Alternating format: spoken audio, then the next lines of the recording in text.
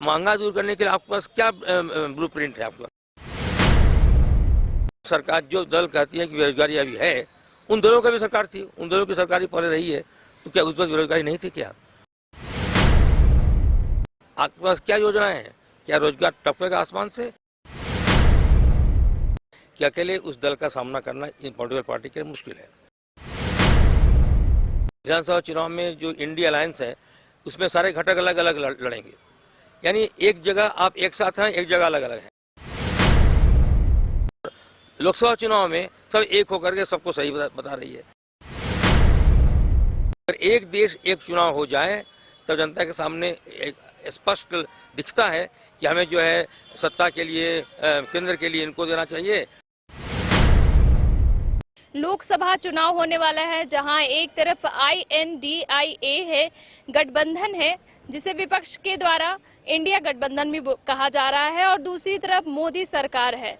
तो देखते हैं आने वाले लोकसभा चुनाव में किसकी सत्ता आगे आएगी, को लेकर के कौन सी सत्ता आगे आ सकती है। INDIA गठबंधन आ सकती है या फिर मोदी सरकार। लोकतंत्र का बड़ा पर्व आने वाला है, इसमें हर पॉलिटिकल पार्टी अपने आप को आजमाती है।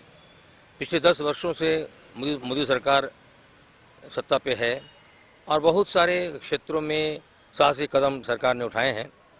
ये मैं नहीं कह सकता कि सारे काम हो चुके हैं, लेकिन अब 10 वर्ष में जितना संभव था सरकार ने किया है, बहुत कुछ करना शेष है। लेकिन एक बात मैं समझता हूँ कि अगर किसी एक दल को हराने के लिए कई पार्टियां एक साथ मिल जाती है, इसका मतलब ये हुआ, कहने के संकेत है कि अकेले उस दल का सामना करना इन पॉलिटिकल पार्टी के लिए मुश्किल है। लेकिन वो जो तेल और पानी का जो मिश्रण होता है, उस मिश्रण में बहुत भरोसा नहीं किया जा सकता है। हम लोगों ने पहले भी देखा है इस तरह का गठबंधन जो हुआ है, गठबंधन बहुत मुकम्मल सफलता नहीं मिल पाई है। अब अगर इस बार कुछ चमत्कार हो जाए और कुछ ऐसी बातें हो जाए, प्रत्याशित कुछ हो जाए, तो शायद अलग बात है। और देखिए, मोदी सरकार ने बहुत सारे साहसिक निर्णय लिए हैं, बहुत सारे साहसिक निर्णय लिए हैं। महंगाई, बेरोजगारी की समस्या तो है सब जगह, हर देश में। कोरोना के बाद यूक्रेन युद्ध में के कारण हर जगह महंगाई, बेरोजगारी है।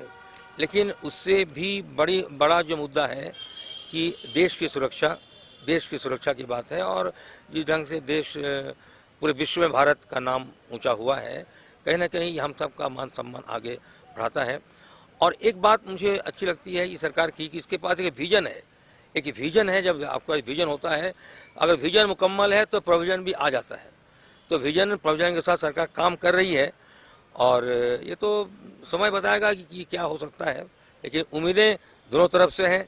इंडिया अलायंस ने भी बहुत उम्मीद पाल रखी है और वो काम कर रही है। देखा जाए, समय बताएगा क्या हो सकता है। जी, क्या लगता है आपको कि आगे आने वाले चुनाव में टक्कर दे पाएगी कि नहीं, ये तो समय बताएगा। लेकिन देखिए, उसके पहले जो विधानसभा चुनाव है, विधानसभा चुनाव में जो इंडिया अलायंस है, उसमें सारे घटक अलग अलग लड़ेंगे, यानी एक जगह आप एक साथ हैं, एक जगह अलग अलग हैं। तो कहीं ना कहीं जनता के लिए भी एक भ्रम उत्पन्न करने वाली स्थिति है कि मैं किसको, अब एक राज्य में पार्टी ए पार्टी बी को कोस रही है, पार्टी बी पार्टी सी को कोस रही है, और लोकसभा चुनाव में सब एक होकर के सबको सही बता रही है। ऐसा तो नहीं होगा ना कि आज कोई बेईमान है और कल अचानक ईमानदार हो गया, ऐसा तो नहीं होता है। जनता के लिए भ्रामक की स्थिति है। अगर एक देश एक चुनाव हो जाए तब जनता के सामने एक स्पष्ट दिखता है कि हमें जो है सत्ता के लिए, केंद्र के लिए इनको देना चाहिए और लोकल मुद्दों के लिए इनको देना चाहिए। लेकिन ये तो पता नहीं क्या होगा, अभी भविष्य के गर्त में सारी बातें हैं। हम इंतजार करते हैं कि बेहतर हो। हमें तो जो देश की बेहतरी के लिए काम करें, गोल गोल बातें नहीं, महंगाई, बेरोजगारी, ये सब गोल गोल बातें हैं। भाई, महंगा दूर करने के लिए आपके पास क्या ब्लूप्रिंट है, आपके पास क्या प्लानिंग है, आपके पास क्या विजन है, विजन बताना होगा आपको। वरना बेरोजगारी जो सरकार, जो दल कहती है कि बेरोजगारी अभी है, उन दलों का भी सरकार थी, उन दलों की सरकार ही पहले रही है, तो क्या उस वक्त बेरोजगारी नहीं थी क्या? तो अगर आपको लगता है कि इस सरकार में अधिक बेरोजगारी है तो ठीक है, आप उसका इनकाउंटर करना चाहते हैं, अच्छी बात है। करने के लिए क्या करेंगे आप? आपके पास क्या योजनाएं हैं? क्या रोजगार टपकेगा आसमान से, या आपके पास धरती से कोई रोजगार उत्पन्न करने की आपने कुछ कवायद है, या कोई सपना है, कोई योजना है? तो सपना, योजना को आप कैसे कार्यान्वित करेंगे, तमाम भरोसा आपको दिलाना होगा, तभी आम जनता आपकी तरफ आकृष्ट होंगी। आपके हिसाब से जिन्हें सत्ता में आना चाहिए? ये तो बड़ा बहुत ही अजीब तरह का सवाल है। मैं समझता हूँ कि किसी को भी अगर मौका मिलता है तो वो अपने आप को साबित कर सकता है, मौका मिलने से साबित कर सकता है।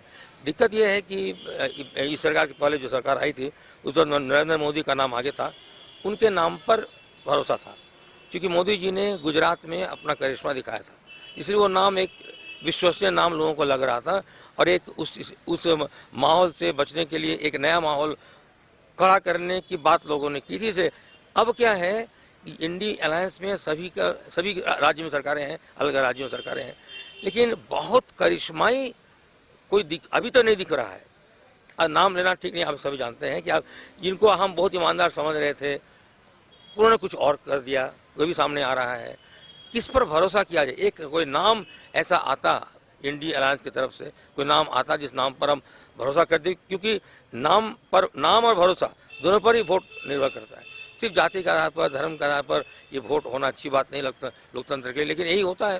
तो हम तो उम्मीद करते हैं कि जो कुछ होता रहा है उससे कोई बेहतर रास्ता निकले, और हम किसी पॉलिटिकल पार्टी के अंधभक्त नहीं हैं। हम तो ये मानते हैं कि जो अच्छा काम करेगा सरकार उसी की बढ़नी चाहिए, हम उसके साथ खड़े होंगे। क्या नाम है सर आपका? Doctor Kamal Bose. Thank you.